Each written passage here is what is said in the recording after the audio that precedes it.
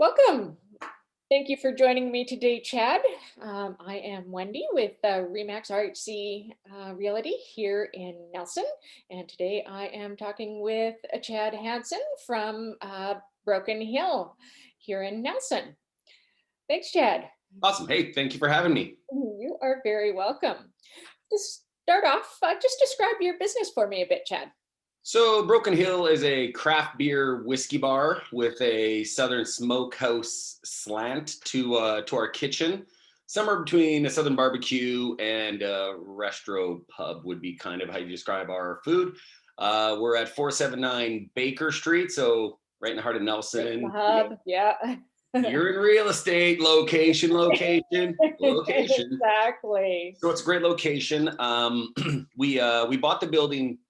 Let's see, that's about 4 years ago, and it had sat vacant for I guess like 8 years or something like that. It had a Uh, major fire in it, yes, I so we remember the fire. undertook a complete gut of the building. It took us about 18 months before we were able to open up the restaurant, and yeah, now we were able to put a jewel of Baker back on the map and open a restaurant and sell some delicious BC brewed beer and some whiskey from all over the planet with delicious brisket, ribs, and anything good that comes out of a smoker. Whole head Okay. cauliflowers are delicious coming out of a smoker, FYI.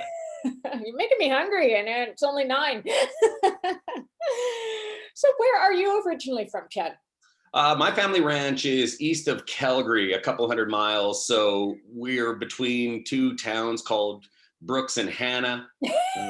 Brooks is famous for a huge feedlot, and Hannah's famous for Nickelback.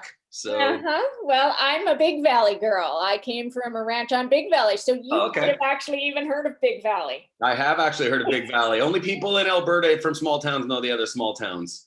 Exactly. Wonderful. Um, so what took you out of Alberta and brought you to BC and made you decide to pick up this kind of profession? Yeah, it's kind of a long story that I can Cole's note for you. So I was going to college for communication arts, was aiming at becoming a radio announcer. I did that in Lethbridge, and then in radio, the only way you get a raise is by moving up on the time slots. So I started an Uh, evening position, and then I went to an afternoon drive, and then I was mornings, and I was working in Lethbridge, Edmonton, Regina, and it was going after the brass ring, like major markets, a yeah, market of like a million or more morning shows. If you're in a top 4 radio station, for an announcer can be really profitable. And mornings are where the show is at. You have more time to talk and interact with the listeners and stuff like that. But I had my first child, Porter, and kind of decided I didn't want to go after the mornings in yeah. radio anymore. It was all consuming for your life. You're waking up at 4 a.m., you're napping in the afternoon, you're a zombie all night. You're only really on for your show in the morning. So Yeah. decided to come out to Nelson. I took a transfer in a company I was working for, and there's a radio station in town that it just launched called The Bridge.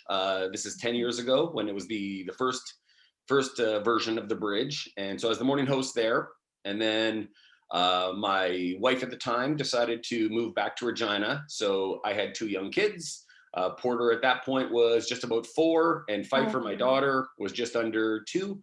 oh, And wow. so, getting up and doing morning radio at that time, there's no childcare at 4 a.m. There is not. So was lucky enough to get a job at the Nelson Brewing Company, just hauling kegs.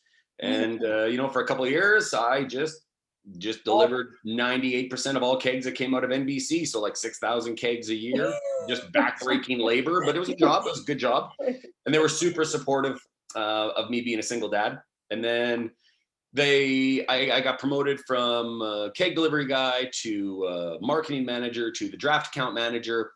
And nice. after 5 years there, decided, my dad always said, if you're going to stick your neck out, you got to do it before you got to do it in your early 40s, or you're going to die in debt. There you So go. I decided at that point, I was going to leave to do something. I thought I was going to open a brewery. But it ended up that the Broken Hill building came available, and there's so many breweries opening around the province, and it's getting hyper competitive that I felt going into a craft beer bar and pouring all of them would be a move I'd want to make. And then I partnered with Brad Falou, who owns Cantina and Yumsun, because I know enough to know what I don't know, and I don't know how to run a restaurant. I don't know the business acumen behind it. I'm loving learning it, but so Brad and I opened up Broken Hill December 4th, 2020, I guess, last year. 2019? Yeah, I want to say 2019. Yeah. 2019, yeah. A year and a bit ago. Opened that up and ran straight into a pandemic, and just we're able to open our doors again and just kept chugging through. So that's a long-winded version of the Well, story. congratulations on still being here. I think that's a big thing. Yeah, well, and you know what? A huge part of the reason why we're still here is because of Nelson. We had a great summer last year. Luckily, there was no forest fires until later in the year, so smoke wasn't a big problem. People were moving around the province, and Nelson had an amazing summer. Most businesses, most restaurants in Nelson last summer had, like on par or even up summers from the year before. Nelson City Council did a great job on moving quick on an expanded patio program, so more people could sit outside and eat outside, and they were safer out there anyways. Exactly. And really, like, I'll be totally honest, last June we were looking at the possibility of bankruptcy. And then by the end of summer, we knew we'd make it through. And then, through the winter and stuff like that, the locals have been phenomenal. I think every business owner, restaurant owner in this town, and most business owners, I'm positive, would say the same thing, that we're really lucky that we have the support that we do of the people in Nelson. So wonderful, which kind of leads to my next question. What would people in Nelson say they love most about your business? I mean, a lot of people love the building. They love the old exposed brick, the really high ceilings. We were able to keep a couple features that are, I don't even know if they're original, but there's some big cross beams in it. So, architecturally, it's just a really cool old building. The business model, like good beer, great cocktails, and good food. It's a very competitive market in Nelson for the restaurant industry. And we all make each other better because of that. And then the locals have great options, and then we got great tourists that come around from all across Western Canada, and when they get back in from the States. And so, favorite thing people would usually mention, there's this big bison, a huge piece of taxidermy over our wall, over our bar called Bruce.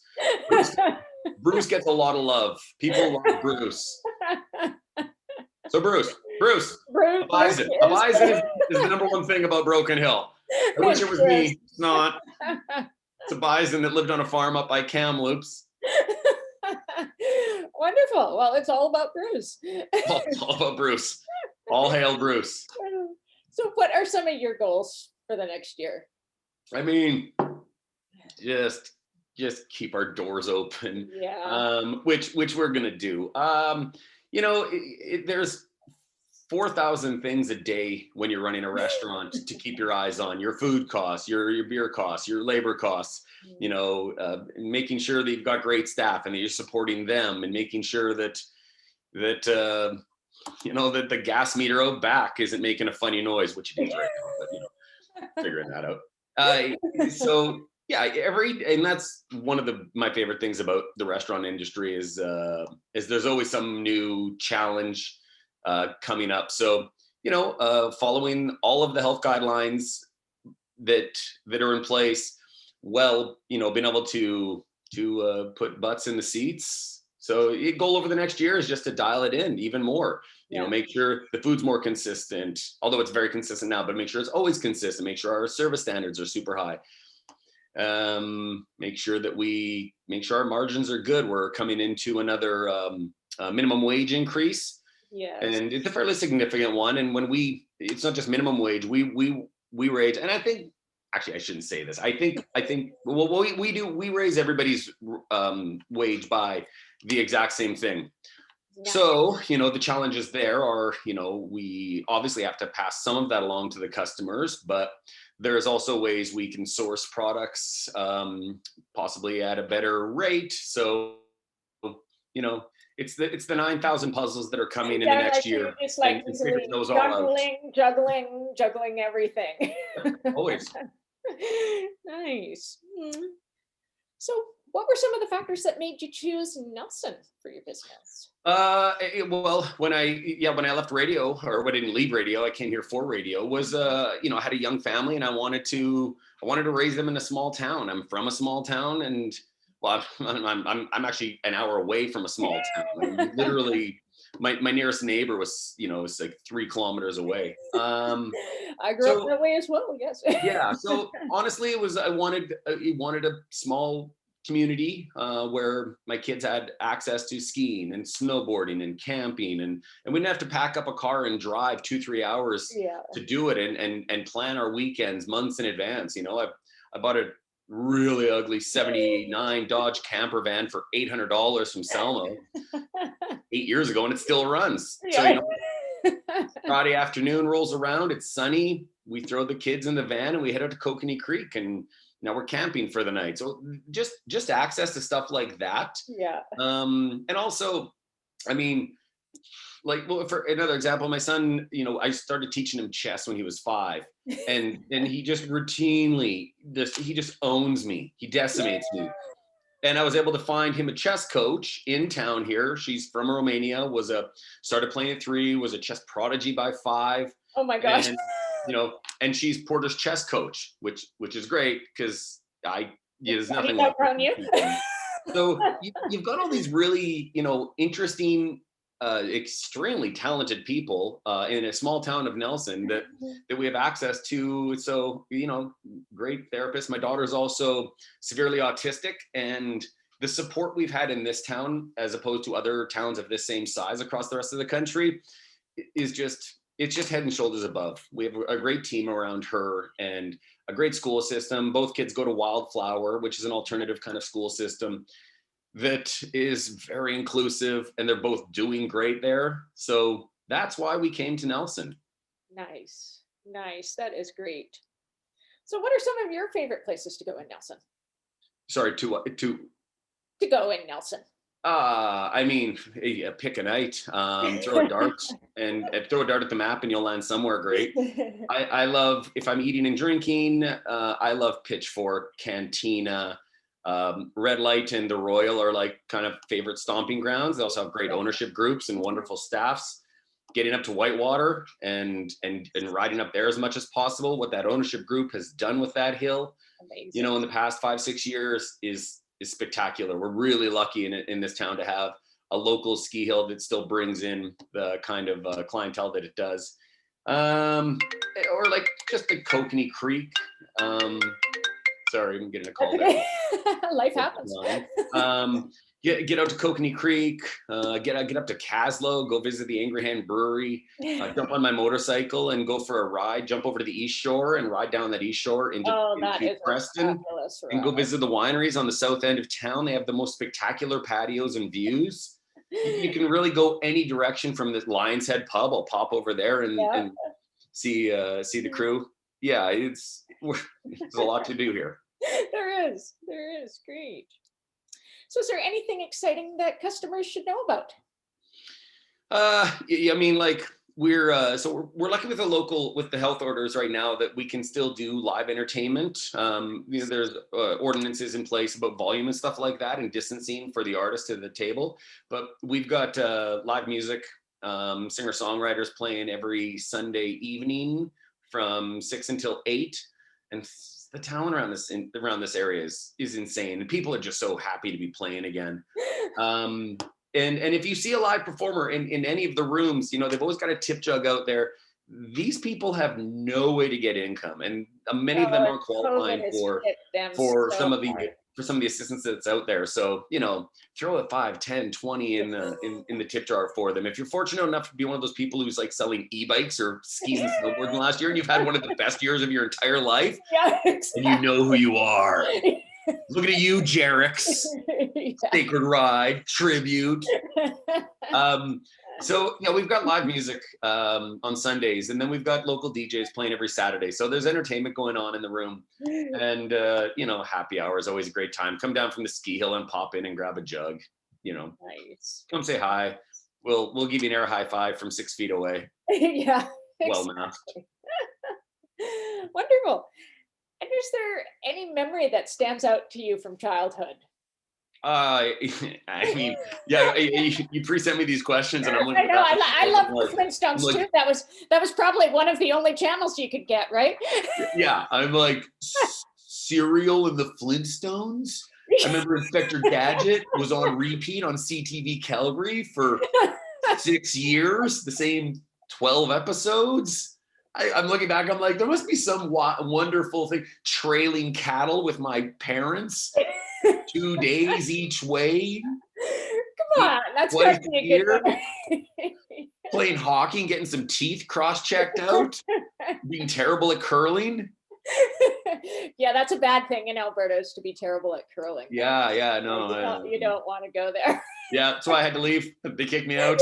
Yeah. Sorry, I didn't want to get to the truth of the matter, but it was like I was ejected out of Alberta for not being able to hook it to the button hog frog line with my curling rocky thing. Yeah, I could see that.